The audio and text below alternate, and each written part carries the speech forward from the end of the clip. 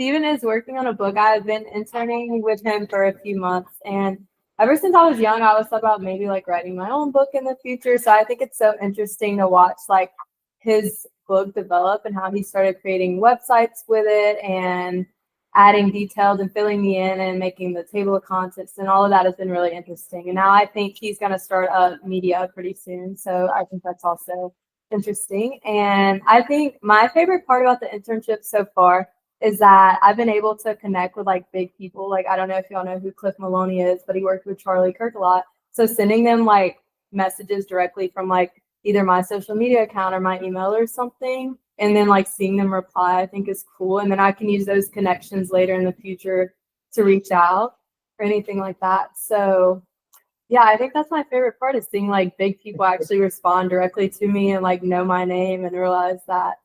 And yeah, I think his book's really interesting. So I'm going to let him start and fill us in on it. All right, you got it. All right, thank you, RaeAnna. And first of all, thank you everybody for taking a little time out of your busy semester to meet today or tonight. I was in your position quite a long time ago, and a lot of things have stayed the same, and a lot of things have changed there at Vanderbilt. I'm sure it's an awesome place to go, and you're going to make a lot of good connections and have an awesome life. It's a wonderful place to go and get a fantastic education. After I graduated from Vanderbilt, I took a couple of years off, worked in Memphis at a plaintiff's personal injury law firm. Then I went to law school at University of Illinois. I went there, got a JD MBA at the same time. This was back when Illinois was a top 20 school. It's not that anymore. And law school's a lot of work. It's pretty scary the first semester, but I did pretty well. I ended up getting on the law review. I was editor-in-chief of the law review, and that was an awesome experience. And it set the stage for essentially, the future. I was a junior associate at Mayer Brown and Platt in Chicago, and then I lateraled over to Latham and Watkins for a couple of years, and then I got tired of it all. But it was during all of that time when I was at Illinois that I was lucky enough to have as my constitutional law professor John Nowak, who was the author. He with along with Professor Rotunda were the two authors of the constitutional law textbook, Hornbook, and 6-volume constitutional law treatise. So it was really great to have them as my Professor Nowak as my professor, because there wasn't anybody that was more knowledgeable about the Constitution back then. And he essentially started a little bit of a questioning type of an approach towards the constitutional issues with me that has obviously stuck now for 30-something years. And when I was off in practice, there's a lot of work that you got to go and do, but I ended up spending a little bit of time thinking and starting a little parlor game process question with people, thinking about the Constitution and trying to fix some of these systemic problems that we have that, in the past 30 years have just gotten much, much, much worse. And now you guys are seeing them every single day. It didn't used to be that way, but now it's in the news every single day. And it really does boil down to, in my opinion, the foundational structure that we have to live with at our federal government level. And that comes from the Constitution. And it's not the way it was, obviously, when Madison wrote it. And certainly not prior to the Woodrow Wilson administration and all of the crazy stuff that happened in 1913 and had played out since then. So next thing I know, it's 15 years ago, and I'm starting to jot down notes, outlines, thoughts, starting with the beginnings of some amendments. Got to be about 5 or 6 years later, I had all the amendments figured out. I had about 20% of the book written, and then I had to take 9 years off for dealing with some medical issues. Fast forward to April of this year, and I decided to pick it all back up, and I got the whole thing written now. 6 weeks later, I had 112,000 words written.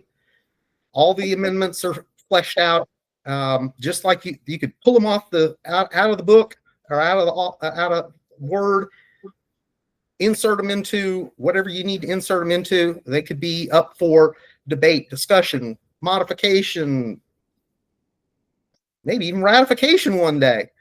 So in addition to that, the book for each of the 10 amendments that I've proposed, there's a discussion of the historical background related to what I'm trying to achieve with each one of them. Some arguments in favor, arguments against, and then I try to debunk all the arguments against. Ultimately, it ends up with an actual implementation plan that sometimes can be from immediate to decades down the road, at least with respect to one of them. Most of them are 1 to 3 or 5 year plans, because that's what only it takes to make material changes like that. And it seemed like that was the smart thing to go and do.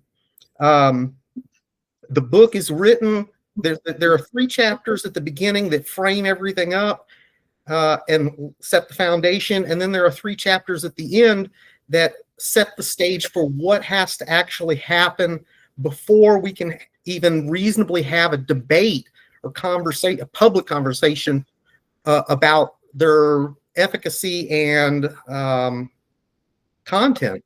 Right now, sometimes you'll hear people that want to have an Article 5 convention and open up the books to modifying the Constitution. I don't know how any such thing could remotely be productive.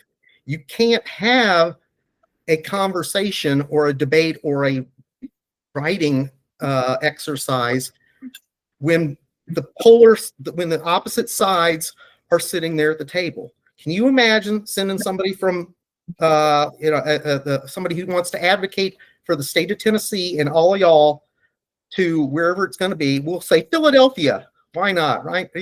Let's pick a nice historic place. And then somebody from LA, Sacramento, or San Francisco. Can you imagine? It's pointless. No one will agree. And the 2 other times that we've had in history where the Constitution has essentially been opened up, the first time after the Revolutionary War when they did everything, and the Madison's first 12 proposals, and then after the Civil War when they had the 13th, 14th, and 15th Amendments, you only had one side. You had the winners that were there at the table deciding what they're going to reset the rules as. And my book is premised on that too. You got to have whatever this seemingly inevitable conflict or crisis that we are heading towards that has just been postponed for more than my whole life is getting ever more likely to happen. However that plays out, whoever's left and whoever's the victor will get to write the new set of rules and write the future and write the history. I've written this book and these amendments so that when we get either near that point or at that point, and assuming we're the victors, you can pull this off the shelf and say, this is what we're going to start with. Otherwise, what you may end up with is a frantic, frenzied type of an environment or circumstance, and there's no telling what can come from that. You don't want to do big things like this in a panic, in a rush. And I don't think that this time through, with the way that the world works and media and the internet and AI, that we're going to have all the leisurely time that the founding fathers had after the Revolutionary War to draft the Constitution, Madison to write the 12 proposed amendments that he proposed, much less to go through the Federalist Papers type process to advocate for that. I think a lot of that work has to be done on the front end, and that's where part of the book comes into play, the Second Bill of Rights Substack and all the social media, and then folks like RaeAnna and the 4 or 5 other interns that are helping out, and then that turns into a wider group of people, either bringing more interns in or a second or third tier of people to help and spread the word, and essentially get to the point where we start having some evangelizers. That's what it's going to take, and it's probably going to be. I view this as a long-term project. I love this stuff. It means a lot to me, and I really enjoy the writing and the debate components of it. It's probably going to take 10 or 15 years. I don't think we're going to have crisis or conflict any day soon to even start that timetable. Crises and conflicts of this magnitude that we're just have to work our way through take years, 3, 4, 5 years. That's what we've always seen in history. So, mid to late 2030s, maybe we'll be talking about pulling it off the shelf. That gives us 10, 12, 15 years of thought, effort, work, revision, clarification to go and do, and fun. So those are some of the things that relate to the book. Me, like I mentioned, to give you guys, my background a little bit more. I was the lawyer up in Chicago. I left that 21 years ago now, and I took a chunk of money and invested into a medical and psychiatric services company, and built that up from 5 facilities and 1 person to 150 psychiatrists, nurse practitioners, and social workers, treating 17,000 nursing home patients every month in 5 states at 200-something nursing homes. That was a blast. That was 40% growth every single year. Tons of fun. Learned a lot. Thankfully, I'm out of all that, and now I spend most of my time reading, writing, a little bit of arithmeticking, and working on marketing, promotions, and trying to be a good mentor to folks that are helping out, like RaeAnna. So that's how that works. That's how that's been. I want to tell you guys, working with people like RaeAnna and the other interns is unbelievably rewarding.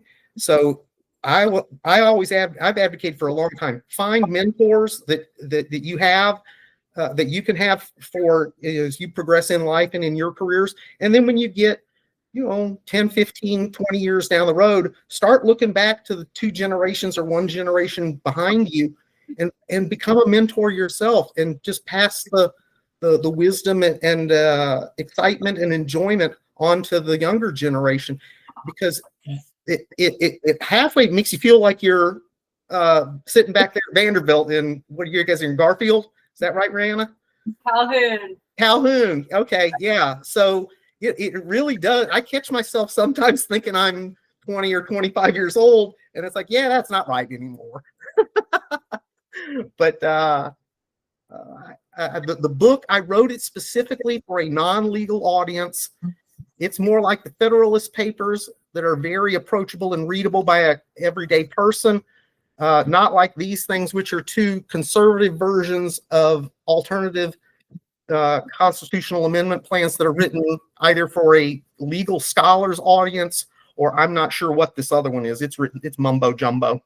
I don't know how it got published. It's silliness. And I went out of my way to make sure that the book was written for millennials and Gen Z specifically, with the whole mindset of Gen Alpha coming up around the corner in just a couple of years. My philosophy on taking that approach is, baby boomers have done their time. They're off in retirement land. They're not going to, maybe they'll be good donors. That'd be nice. So tell your grandparents about the Second Bill of Rights. And then, folks like me that are Gen X, yeah, I think they're going to play more of a Ben Franklin type role, and be there as advisors and counselors and things like that, and help with thought, especially if we get off into the mid 2030s, and most of us will be pushing 65, 70 years old. But it's it's millennials to a meaningful extent, but it really is, it's Gen Z. You guys are going to be the people that are going to be the champions for things like this, and fighters for it. And just one of y'all, not on if it's anybody there in the room, maybe it is, but there's going to be somebody amongst your generation who's going to be the next James Madison, because he was ridiculously young when during the Revolutionary War and the constitutional drafting sessions. Just, what was he? He was in his late 20s. I don't know how he pulled it off. Just brilliance. And then, Gen Alpha will have its representatives too that will engage with this. They're really going to be the you remember how well, you know how you are now. They'll be, by the time this gets to be in the forefront, they'll be in their 20s, late teens, early 20s, and will be the gung-ho while you guys get to take a little bit different of a stance towards everything. I think that's the way that the cycle works. I'm not sure what more I want to say, but that's a good start for there. Let's have some questions. What would you like to know? Right here, behind this fine gentleman. Yes, sir. So you talked a lot about the Constitution and stuff like that.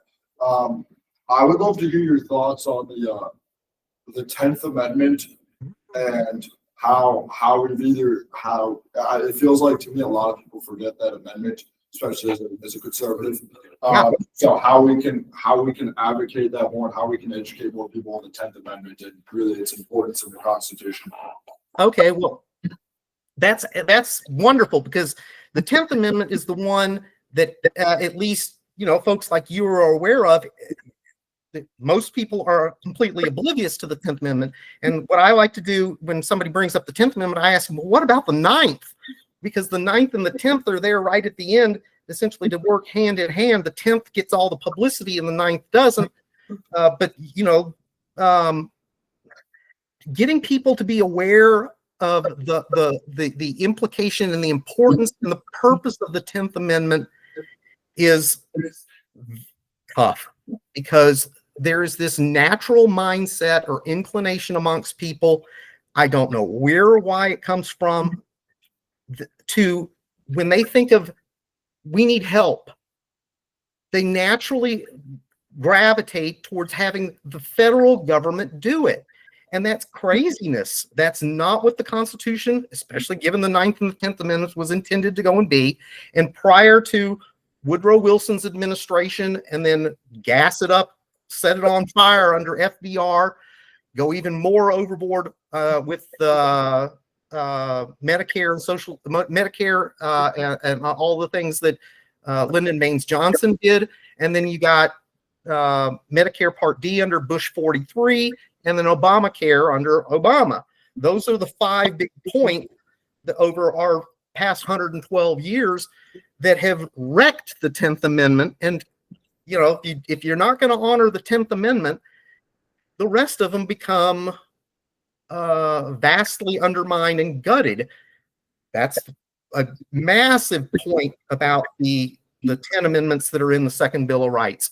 To answer your question about how do you get people to do it, I think that you have to just over and over and over remind people that it exists, that's not the way things were prior to 1913. And we didn't have this scope and magnitude of issues prior to that. A nice question that I like to ask, and RaeAnna's heard this before, and I get a giggle out of most people, or a chuckle when I bring it up. The most fascinating place to post commentary and directions to the Second Bill of Rights is Blue Sky. It is a circus in there, and I don't think anybody reads anything. I get almost all of the donors to the Second Bill of Rights have come from Blue Sky. It's madness. But they don't read anything. They see a cause and it's like, boom, I'm there. And I bring up the question, almost one of my parlor game questions. Why do you have to have everything done by the federal government? Because they're only going to put one set of rules out there, and you can't move with your feet, move with your wallet to go and get something different. You're stuck. We're all stuck. But if you hearken back to what the 10th Amendment was supposed to go and be and do, you could have 50 different experiments, because that's really what our country's supposed to be. There's what the federal government should handle and is supposed to handle is what's supposedly enumerated, here in the Constitution.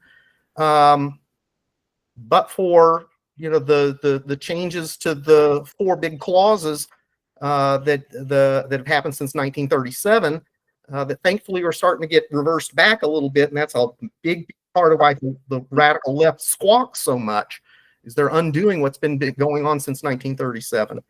I think you just gotta talk, remind, question, bring up.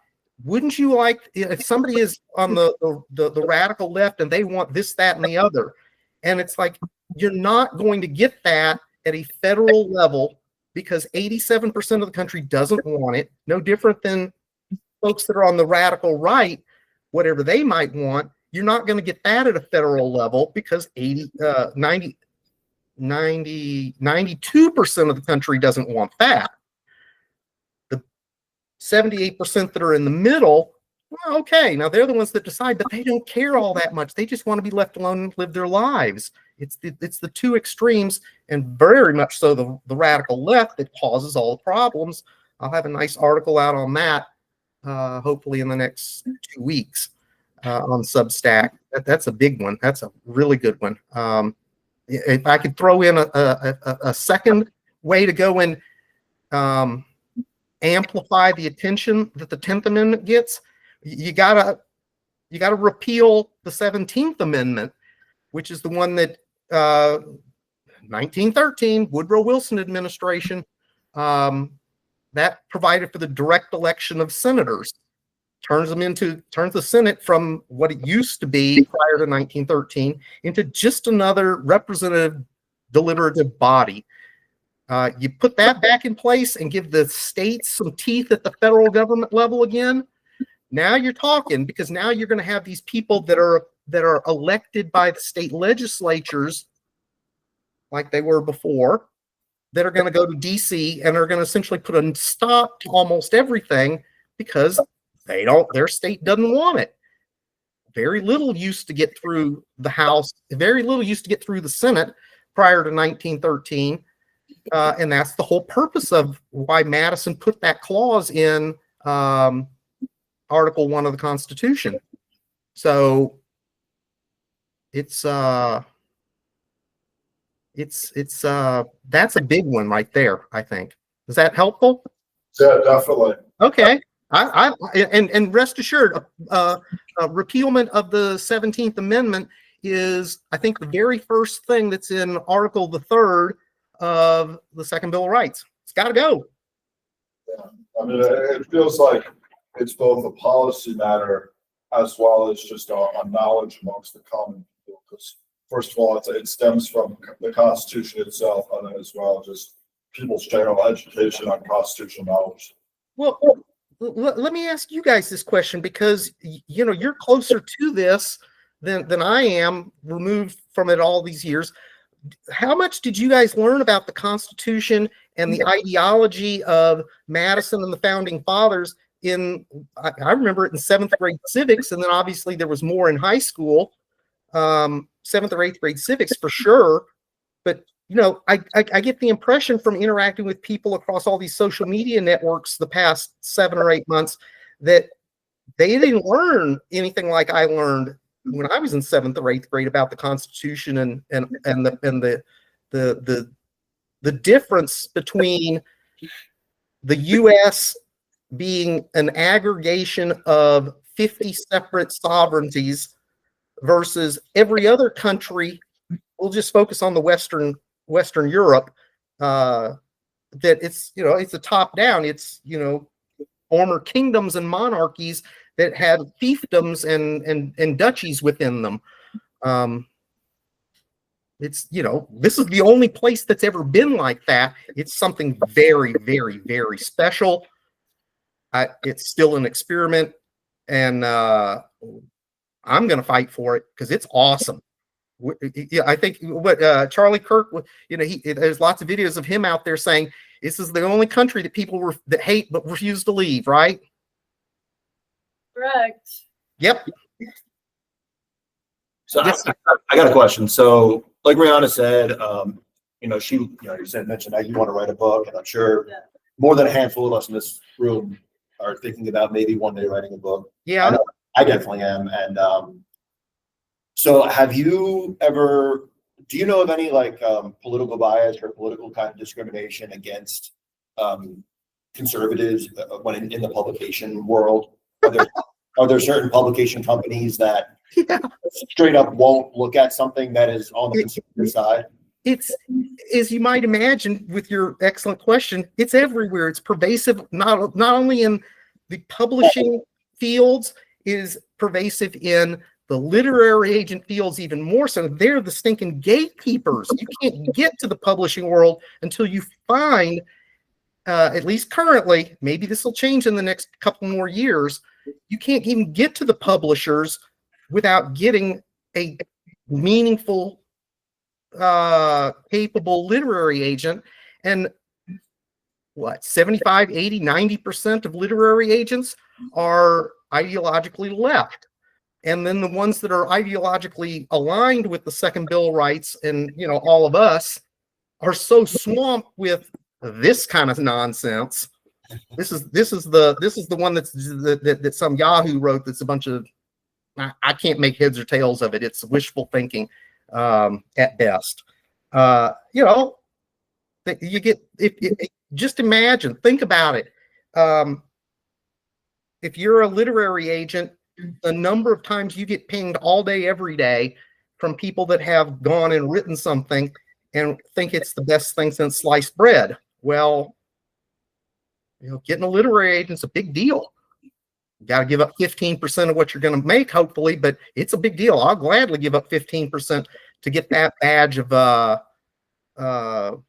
affirmation. I think I've sent out 110 different queries on that. And they take 6 to 8 weeks to respond, if they're even going to respond. Almost next to none of them respond. So you just go off into a black hole with it. The lawyers that do all the representation in the literary field, the same sort of dynamic. 75% of them are ideologically left. 25% of them are neutral or ideologically right. What else can I see?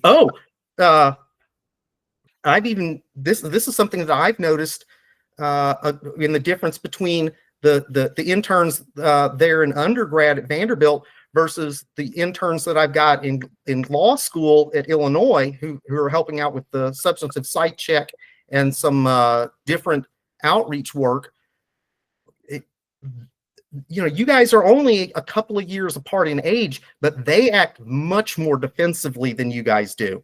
They are actually concerned about being publicly connected with the second Bill of Rights, being, at this point, third-year law school students and about to be off in the working world, because there are corner partners, named partners, you name it, that are very liberal, and they don't want that to be all that publicized. They've got Federalist Society credentials on their LinkedIn and things like that, but they essentially want to take a lower profile while they're just getting started out. The undergrads that are helping out and have been helping out, y'all are awesome. Y'all are just raring to go on any old thing, and that's part of what youth comes with youth. You get more conservative or concerned about things as you have more built up and to protect as you get older. So, that's why I mentioned why you guys are super important. Gen Alpha will become super important in a couple of years. And much like Turning Point USA is a wonderful model to look at. I have been watching them for 2 years now, as best as I can, because they started out there in undergrad, and they're in the process and slowly going, but now much more accelerated, working back into high school. And that's part of what I want to be able to go and do as well with whatever this turns into. Ultimately, it's all, I hope that the Turning Point USA people, RaeAnna, when you get this going, you need to roll this up to those guys up there at headquarters. You got to take another step back from there, because you got to have this we'll call it indoctrination or whatever you want to call it. You have to expose this kind of thinking and opportunities to people when they're in 5th and 6th grade, not wait till they're in 9th grade, and for sure not wait till they're coming on campus at Vanderbilt University or Berkeley. That's a prescription for radicalization. When I sure didn't have that. I know that I can't remember a time when my parents weren't teaching me things that their parents had taught them when they were kids about money, finance, politics, ideology, religion, civility, manners, thoughtfulness, philanthropy. It takes a lot. It takes a lot of effort to go and do that with your 10, 11, 12, 13, 14-year-olds. But if you don't do it to them when they're in that little window, boy, there's no telling what you're going to get, I think. Was that helpful? Definitely. Thank you. Oh, and one thing I wanted to let you guys know, especially because you're Vanderbilt, and Vanderbilt's awesome.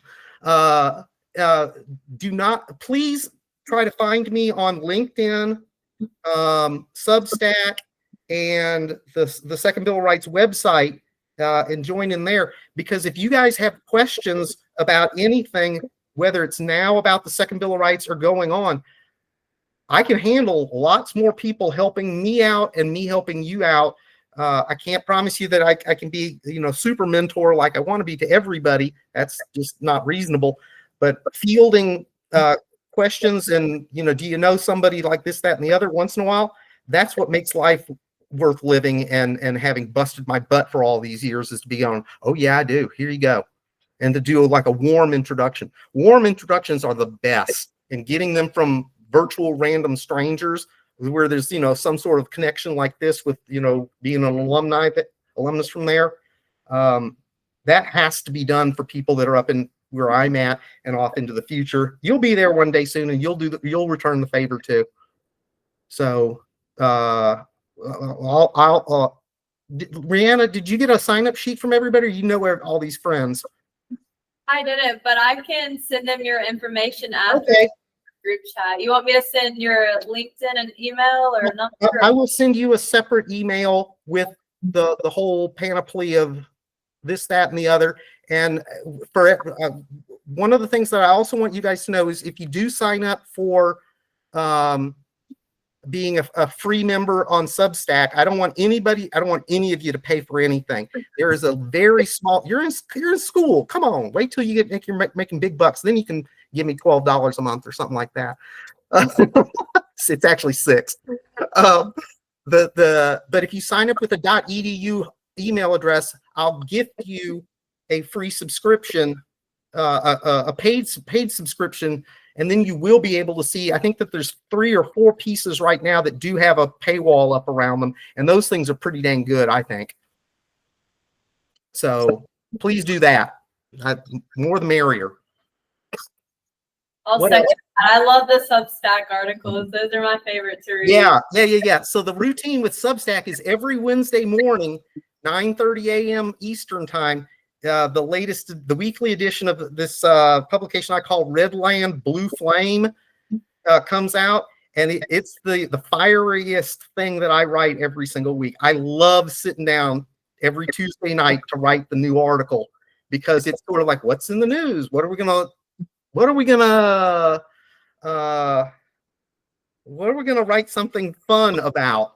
And then it goes out, and those things, my metrics on Wednesdays and Thursday mornings just go boom, because that's the highlight of the week, and those are timely articles, and about one out of every 3 or 4, one a month roughly, becomes something really stand out that rolls its way into the ever-growing list of here are the critical things that need to be read. And now that I think that there's 170, almost 200 substantive articles in the Second Bill of Rights Substack. There's it's getting close to 250,000 words in there just since May. So it's just a boom, boom, boom, boom, boom. Because it's easy to go and write on this stuff once I've gotten the systems in place, and I love doing it. And there's just so much going on, whether it's the gerrymandering redistricting war of 2025. That's a blast. That one was so much fun a month ago. Or fighting the swamp hydra. That one's a really good one too. Now that's essentially an alliteration to Heracles's one of his 12 labors, and dealing with the swamp hydra that's up there in DC and the administrative bureaucratic state. Because that's a big chunk of what the Second Bill of Rights addresses. Does anybody have another question, or you want me to tell you a little bit about the 10 amendments? I can do that. You want to hear that? Okay, good. Heck yeah. Okay, so there's 10 of them. There are 9 of them are, I would categorize them as structural. There is only one, the Article 10, that is a substantive new right. Let's talk about that one for a minute, because that's where fun is. I have steered clear of any modifications related to the presidency and all the things that the people want to go and change about all of that. I've steered clear of the Second Amendment, the First Amendment, you name it. All of those things that are, there used to only be one third rail when I was younger, and that was don't touch the public entitlements. Well, that's getting touched in the Second Bill of Rights. But there's so many other third rails that have popped up that are really important. But my thoughts on all of that is that you can't really address any of those, and probably don't even need to, if we fix the structure and the framework of the Constitution back to what it used to be. It's so one of the examples that I try to use is whether it be a body of a skeleton is what the flesh is upon, or sometimes I use the analogy of the Sistine Chapel. What good is all of that paint if you don't have the building? It's nothing. You need the building first, then you can put the paint on. And the paint is where the beauty really, really, really lives with all of this stuff. That is what the Second Amendment, the First Amendment, and many of these other, a lot of the other substantive components are. But there's all these structural parts that we need to have to be fixed. Otherwise, it's just going to repeat itself a lot faster than it has this time around. The one substantive new right is an elaboration on the Fourth Amendment. It's a right to anonymity from government at all levels. They don't need to know who you are or what you do, or gather any data like Palantir and Flock are doing all day, every day on us now. They can't do it. There's a handful of things that they can go and that they have to know about for voting. Okay, but I don't know if DC needs to know about that. Maybe somebody downtown Nashville does if you're voting there. Border control, so immigration and passports. That essentially controlling the border. And then there's a couple of other limited named exceptions that are in Article the 10th that relate to the right to anonymity from government. And then it's also coupled with a right to be forgotten. So you can file, if you discover that you are on some sort of government database and it's not accepted out under the first part of the article, you can file a district court action and be expunged in 30 days. No, you can't. This stuff is so important nowadays and will become even more so as AI and then AGI become ever more integrated into our lives. It's so important to not have a soft metadata report being generated or data being gathered on you, who knows where, by who knows who, and the right to anonymity from government also has a prohibition on any government trying to do indirectly through a quasi-governmental entity or a private entity that the government's strictly prohibited from doing. So you can't work it around by hiring an outside contractor and collecting and buying their data, which is, what DC does a heck of a lot of right now. They're integrated in with every single social media platform. Probably this right here right now is being archived somewhere, somewhat. It's too easy for them to go and collect it. And if you don't have those two rights, they can go and put together an analysis after the fact to say whatever they want. And what are you going to do about it? Cost you $10 million to even start undoing that. It's dangerous. So that's article the 10th. The other 9, there are 5 that are, we'll call them legislative. That's article the 1st through article 5th. That includes a ballot access threshold nationwide for federal government offices that is very low. Right now, the two-party duopoly sets the rules so easy for them to achieve, but third parties, take your pick, it's almost impossible, and that has to be. You can't even start to change the federal government process unless you've got a wider array of people being able to be on the ballot. Article the 2nd relates to the House of Representatives. That's probably that one's lots of fun when I talk to people about it, because it essentially starts with finally putting in place the only one of Madison's original 12 proposals that has not been enacted. That was the first one that he proposed out of the 12, and that's essentially tying the number of citizens to House members at a fixed number.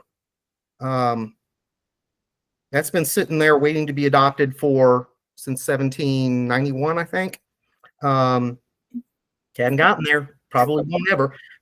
Let me ask you this question: why is the House set at 435 members? You got any idea? Was that like they established it's way out of date? That's for sure. So the way that whole process used to work is you do the census every decade, and then 2 years later they have that processed, and then they would go and reset the number of representatives. And they did that all the way up through the 1910 census, and they got that put in place in 1912, and it went into effect in 1913, right before everybody's friend Woodrow Wilson and his gang came in and stopped doing everything. So they punted when the 1920 census was taken. No one was willing in DC to go and open the books to figure out how many more representatives they were going to grow from 435 to. That sat around till 1929, and then they passed the Permanent Reapportionment Act of 1929, setting it at 435, and that's where it's been ever since. So 435's been around for 112 years. It's nuts. The Madison originally proposed a number between one representative for every 30,000 to 50,000 people. Second Bill of Rights likes the lower number, That means we would go from 435 representatives to a smidge over 11,000. Turn 25, go be a rep. They'll be everywhere. They'll be your neighbor. They'll be everywhere. I finally ran into my rep in the neighborhood 3 weeks ago or a month ago. Couldn't believe it. I've been here 10 years. I've never seen her before. 10 years it took to run across the rep in the grocery store. It's nuts. Should be your neighbor, and they should be there most of the time working a job, being your neighbor. That way they don't have a clue. Being up in DC it's the swamp. Just gives all those moneyed interests and skullduggerers an easy place to go and find you if you're a rep and start hitting you up with the money, and then you change. Stay at home, be good, and do it all over the internet. It's the 21st century, for crying stuff. Almost we're getting close to being in the middle of the 21st century. We don't need to do things like the 20th century anymore. 11,000 reps. That'll be all. And I've spoken with a company that actually does networking for events that large. And while they say it can't be done right now, that they have limits at about 500 people, but you know, we're not trying to put this in place right now. It's only going to be a couple more years, and they will easily be able to handle 10,000 or 11,000 people networked into a virtual House of Representatives. It's easy enough. Go and do it all that way. Article the 3rd is the Senate. Does the 17th Amendment. Both of the House and the Senate, there's a 12-year maximum service time in there. You're not going to have with 11,000 reps. They're going to have a lot of people that are going to be reps, especially if there's a turnover every 12 years. The Senate's different, but they're supposed to be the representatives of the states, not the people. Different caliber and different focus there. Article the. So I have a question. Yeah, sure. So basically, in your mind, the Constitution has strayed like so far from the founders' intent and what the founders saw. I guess my question to you is, I believe the Constitution is a living document. So what do you think also that, America is in the same country? I agree with almost everything you're saying. Yeah. But do you think America is a different country than it was in 1776? Do you think the founders would want the document to evolve this much, or do you think what's your thoughts there? Oh, wow. This is because in 1776, America wasn't exactly a world power. Now, we're the best. Yeah. Well, it's 6:57 Central Time with a couple of minutes left. That's almost an hour. We could probably talk on that for at least an hour. And I'd love to. It's so much fun and fascinating to dig into all that. If any of you do want to talk more after tonight, I hold a 1 hour office hours every other Wednesday night at 8 p.m. Eastern, so 7 p.m. your time, and the next one's this Wednesday. You can find if you sign up on Substack, you'll find out all about that pronto. That's, I think, the most recent thing that's been on there. But just to cover it real quickly, a living document. Well, maybe this is the lawyer in me, and especially having been a corporate lawyer. Living documents, prescription for doing anything you want, anytime you want. You got to have something that's fixed.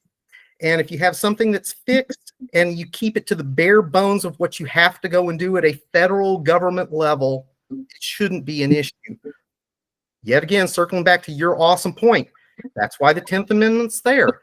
Let the states go and do all that fun stuff that if you want to have it done at a federal level, why don't you try and go and do it at your state level first, or at your county level, or give me an example somewhere else in the world where somebody's gone and run an experiment for whatever it might be, and let me know what that happened, how that played out after 20 or 50 years. Don't go and experiment at the national level on all of us. Has that ever worked?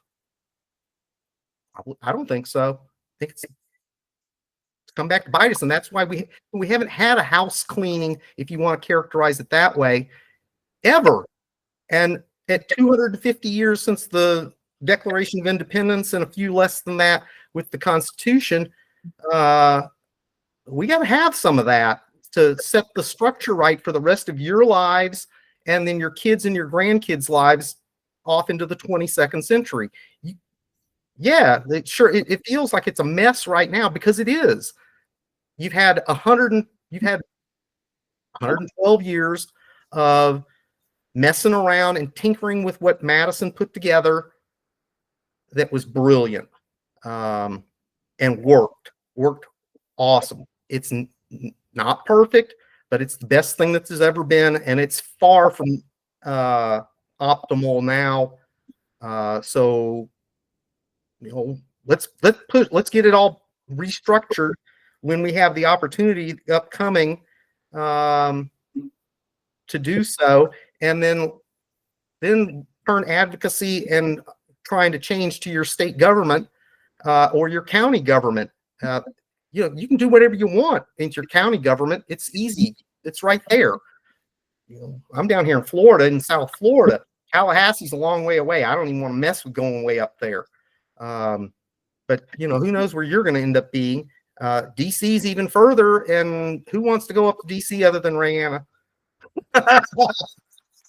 She's going to be a rep for sure under the Second Bill of Rights at a minimum, if not even to be a senator or more. So it's a work in progress. It sure is. You're not old enough to do any of it yet.